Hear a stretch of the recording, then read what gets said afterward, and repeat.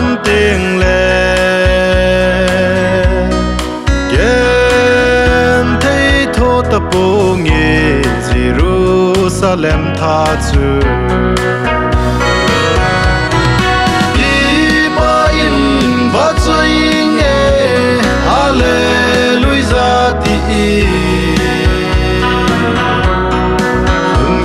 Kangalel van Jerusalem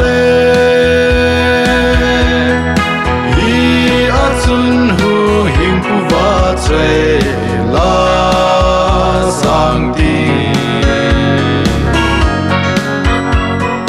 ka gen the na bil tang e Jerusalem tha chu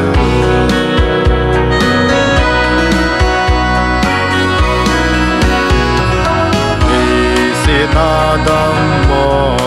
in kap zong le sen mi ten ei dal ha zing ta dong le ei ngai lu ei hu hi bu Christian ke ma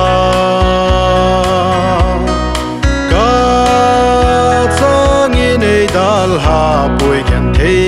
a cha ke ma ki ba in ba ching e hallelujah ti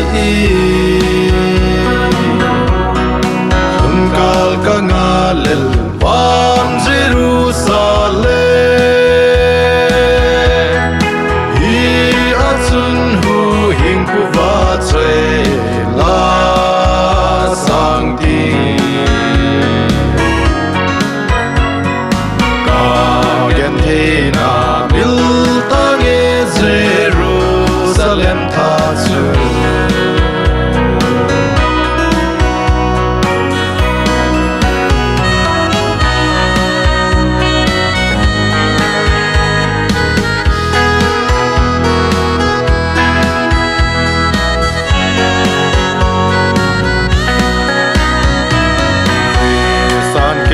ma e hùng bui tâu ni tiếng lệ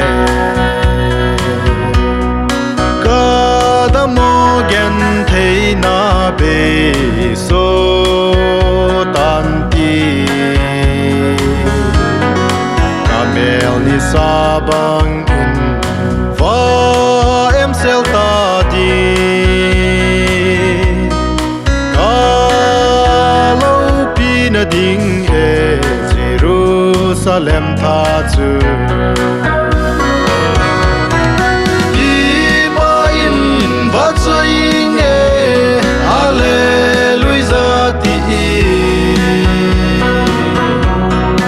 un kal ka ngalel van Jerusalem hi atsun hu hing pu va chwe la